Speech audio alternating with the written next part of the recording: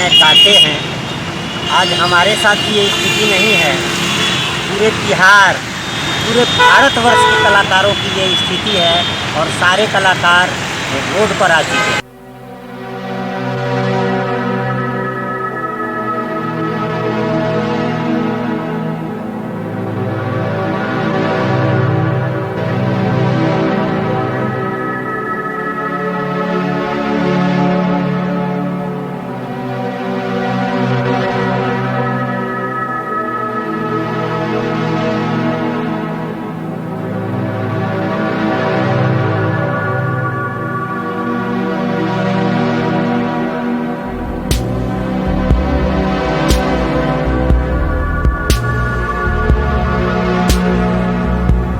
कलाकारों के मान सम्मान और हक अधिकार के लिए कुछ सोचा ही नहीं। आज जो स्थिति है, हम कलाकार से यही मांगेंगे कुछ हमारे जितने भी कलाकार जो ढोलक बजाने वाले हैं, बैंजू बजाने वाले हैं, झाल बजाने वाले हैं, ऑर्गन बजाने वाले हैं, नाचने वाले हैं, गाने वाले हैं, उनके लिए सोचिए, उनके परिवार।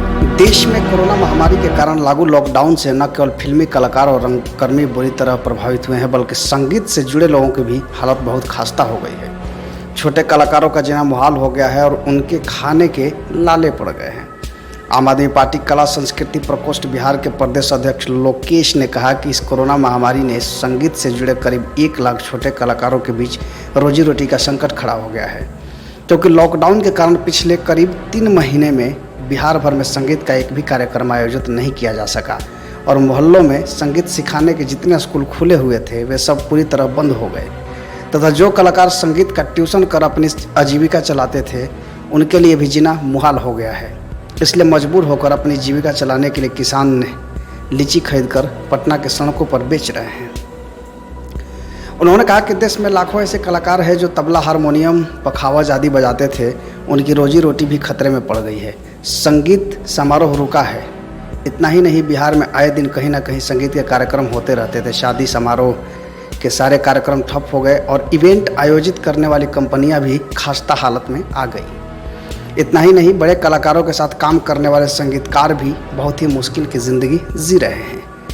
विष्णु तिवारी, प्रवक्ता कला संस्कृति प्रकोष्ठ ने बताया कि जो परिस्थिति है उसमें उन्हें नहीं लगता कि आने वाले कई दिनों तक कोरोना संकट का समाधान निकलेगा। इसलिए उन्होंने राज्य सरकार से मांग की है कि जब तक यह संकट कायम रहता है तब तक सरकार संगीत से जुड़े कलाकारों के परिवारों की आर्थिक स्थिति को ध्यान में रखते हुए राहत पैकेज जारी करें।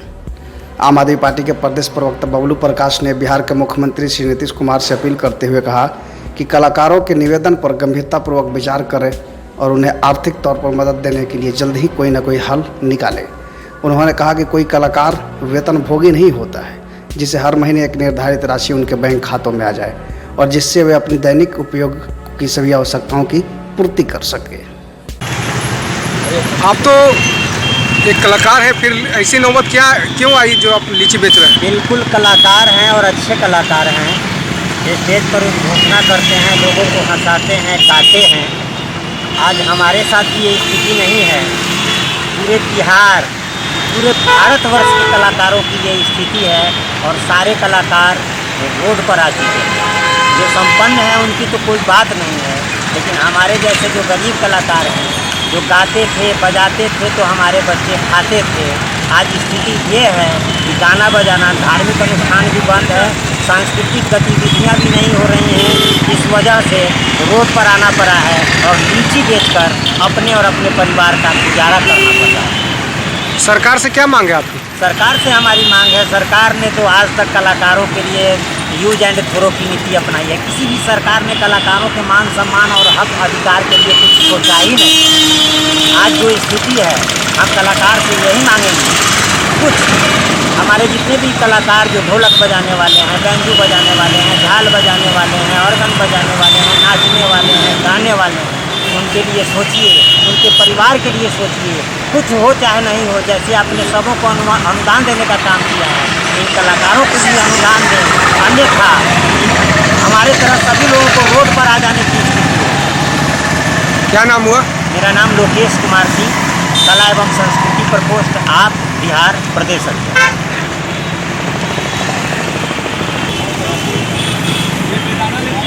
क्वालिटी आप जानेंगे ना सर, ग्रीन रहेगा भी तो भी आपको